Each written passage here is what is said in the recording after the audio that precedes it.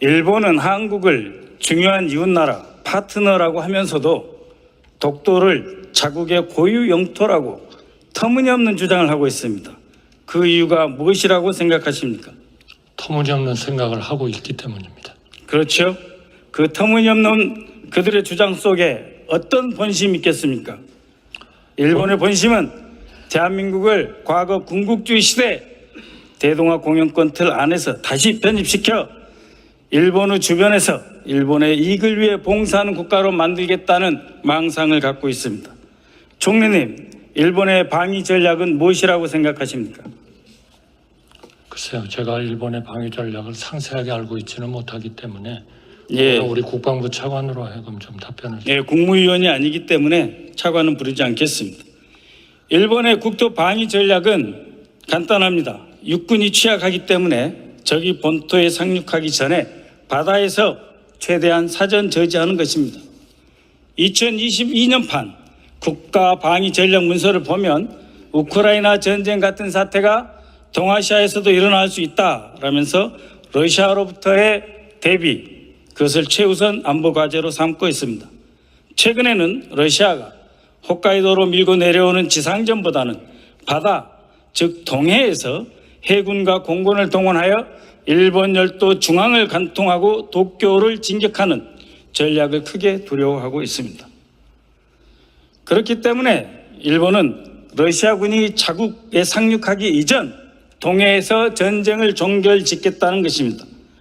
독도, 울릉도를 포함한 동해 전체를 자국 방어를 위한 결전장으로 상정한다는 것이죠. 총리님, 울릉도와 독도 사이 일본의 해상 공중자산이 연평균 몇 회 침범하신지 아십니까? 상당히 많은 그런 침범인지는 제가 정확히 모르겠습니다만은 그 부분을 그렇습니다. 상당히 많이 침범하고 있죠. 우리 독도 접속 수역 몇 번이나 침범한다고 생각하십니까? 글쎄요, 우리의 무슨 영해나 우리의 영토를 침범한다면 그거는 우리가 가만히 있으면 안 되죠. 그렇죠. 연평균 최소 80회 이상 우리의 접속 수역을 침범하고 있습니다. 작년에는 러시아 군함을 쫓아온다며 해저 지형을 정확하게 탐지할 수 있는 일본 해상자위대 소해 함정이 독도 접속 수역을 침범했습니다. 총리님, 우리 국방부와 해군이 이 사실을 꼭꼭 숨기고 있는데 도대체 왜 그러겠습니까? 그거는 이따가 국방부 차관이나 장관이 오시면 답변을 하도록 하는 게 어떨까 싶습니다. 예, 모르시겠죠. 어떤 명분으로든 방금 전 총리님 말씀하신 바와 같이 일본의 해상 공중 전력이 우리 동해상과 독도 주변 해역을 마음껏 활보하고 우리의 해역과 해상 영토를 침범하도록 내버려 둬서는 안 되겠죠. 그거는 너무나 당연한 일이고요. 그건 우리의 주권적 사항이라고 생각하고 우리의 군사력이 또 우리의 한미 동맹이 충분히 그 정도는 할 수 있다고 생각합니다. 감사합니다. 한미 동맹이 일본을 억제할 수 있다라는 말씀까지 하셨습니다. 들어가 주십시오.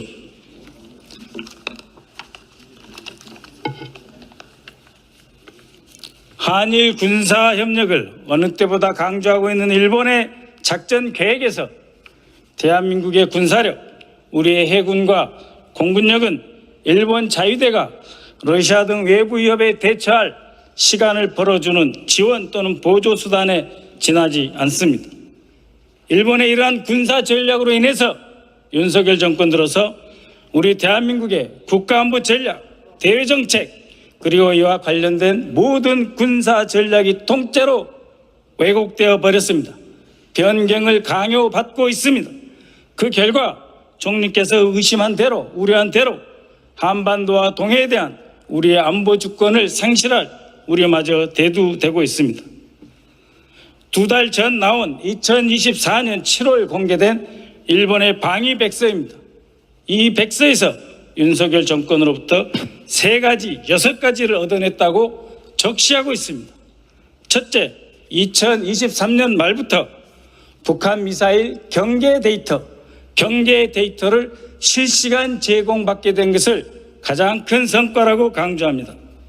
일본이 말하는 실시간 경계 데이터는 평상시, 유사시가 아닌 평상시 대한민국의 레이더, 위성, 정찰기로 수집한 데이터가 모두 일본에 넘어간다는 뜻입니다. 우리 공군과 해군, 심지어 육군까지 일본을 위한 전방 레이더 기지가 되고 있습니다. 우리 군이 일본을 위해 보초서고 있는 것입니다. 도대체 우리 국민 세금으로 쌓아온 실시간 경계 정보를 넘겨줘야 하는 이유는 무엇입니까? 총리님, 다시 한번 나와 주십시오.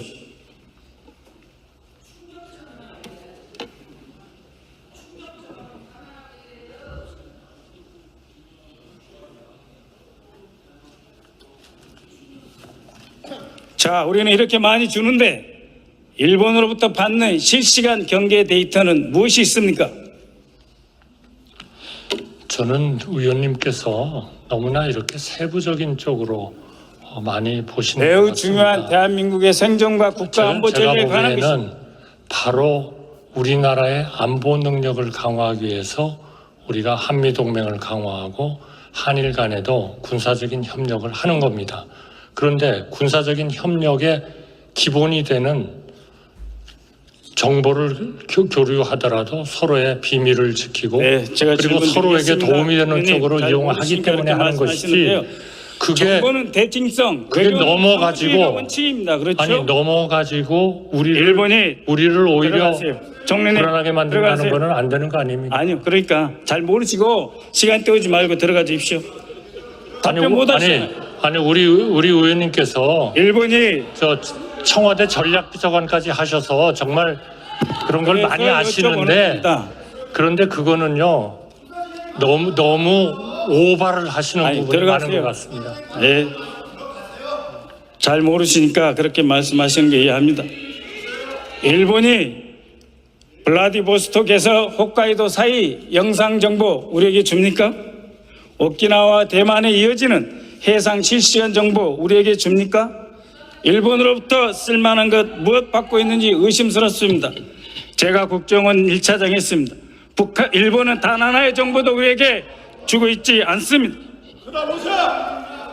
이유하면은 미국이 중국과 러시아 그리고 북한 잠수함의 활동을 감시하기 위해 깔아놓은 해저 음향 탐지 장치를 표시한 것입니다. 저 해저 음향 탐지 장치는 우리 부산 앞바다까지 깔려 있습니다. 그런데 그 운영은 대마도에 있는 일본 해상자위대가 하고 있습니다. 거기서 수집한 데이터는 미국과 일본이 공유하고 있습니다. 동해와 남해를 오가는 러시아, 중국, 북한 잠수함의 병목 지점을 우리가 감시하고 있는데 저 해저 음향 탐지 장치에서 수집된 정보 무엇을 받아보고 있습니까? 오히려 우리 대한민국의 잠수함 운항 정보만 노출되고 미국과 일본 잠수함 정보는 전혀 못 받아보고 있지요. 일본 방위백서 두 번째 화기 관저 레이더 조사 사건의 재발 방지 및 부대 안전을 확보했다고 주장합니다. 총리님 잠깐 나와 주십시오.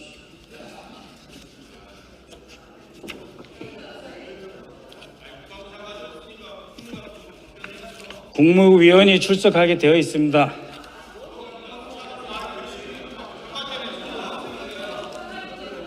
총리님, 일본이 말하는 화기 관제 레이더 조사 사건이 뭔지 아시죠? 네, 알고 있습니다. 네, 무엇이죠? 저를 테스트해 보시는 겁니까? 아니 아신다고 해서 여쭤보는 겁니다. 네, 문재인 정부 대통령 계실 때 공해상에서 만났는데 우리 쪽에서 공격을 목표로 해서 레이더를 조사를 했다. 그래가지고 일본이 문제를 제기한 거죠. 그래서 그게 양국 간에 굉장한 하나의 군사적인 이슈로 돼 있었던 거죠. 예, 좋은 기억력 존경합니다. 2019년 1월 22일 우리 해군과 국방부는 우리 측이 일본 초계기를 향해서 레이더 전파를 쏘지 않았다고 밝혔습니다. 오히려 우리 해군함의 안전을 위협하는 일본 초계기의 초저공 비행이 문제였습니다. 방금 총리께서는 우리 국방부 발표가 아니라 일본의 입장을 두둔하신 겁니다. 들어가 주십시오. 두둔이 아니고요. 그렇게 문제를 제기해서 양국 간에 현안으로 문제가 있었다. 예, 말씀드립니다. 충분히 말씀하셨습니다. 들어가 주십시오.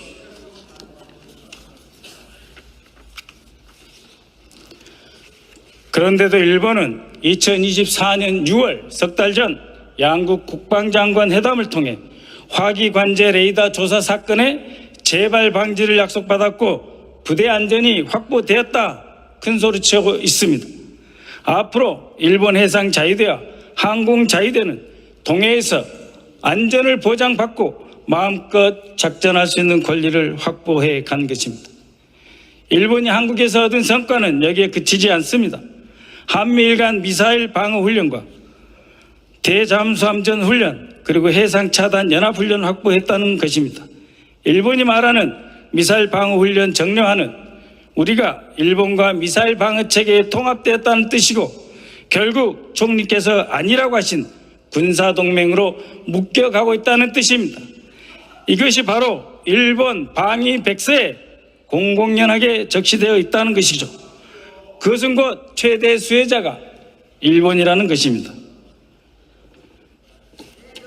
한국을 한미일 안보협력 구조 속에서 일본의 하위 동원 수단으로 간주하고 있습니다. 그러면서도 정작 자신들의 실제 대외 정책은 군사 대립보다 대화와 협력, 외교를 강조합니다. 러시아, 중국과 대화하고 협력하겠다 늘상 주장하고 있습니다. 심지어 북한과도 수교를 위한 물밑 협상을 지속한다고 되어 있습니다. 강경일변도인 윤석열 정권 안보 노선과 상당히 다른 것입니다. 총리님, 한 번만 더 모시겠습니다.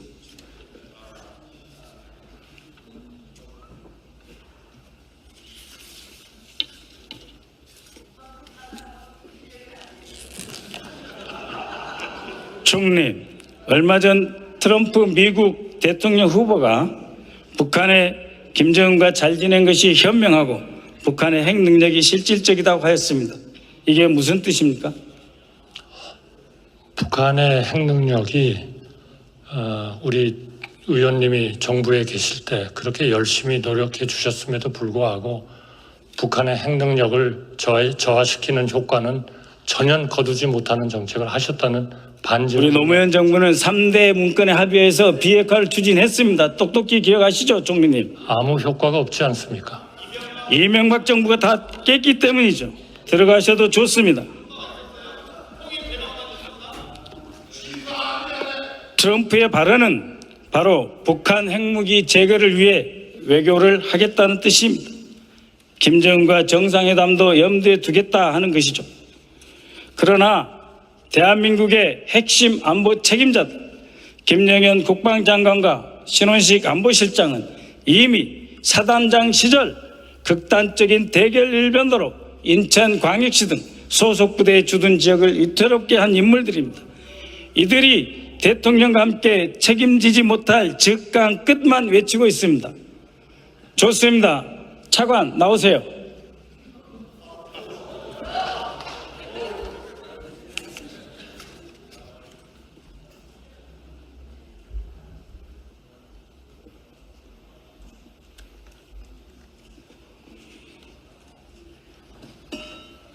예, 차관입니다. 네, 안녕하십니까.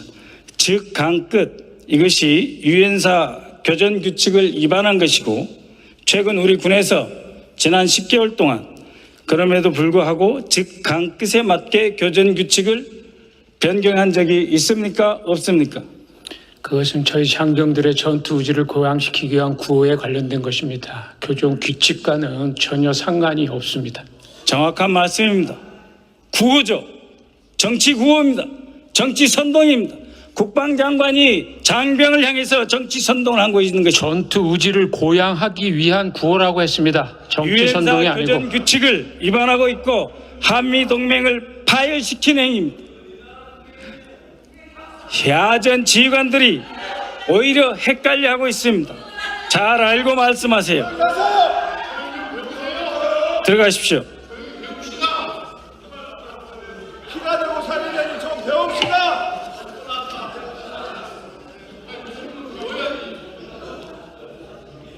한국은 주변 핵 위협으로부터 거리가 가까워 미사일 공격에 매우 취약합니다.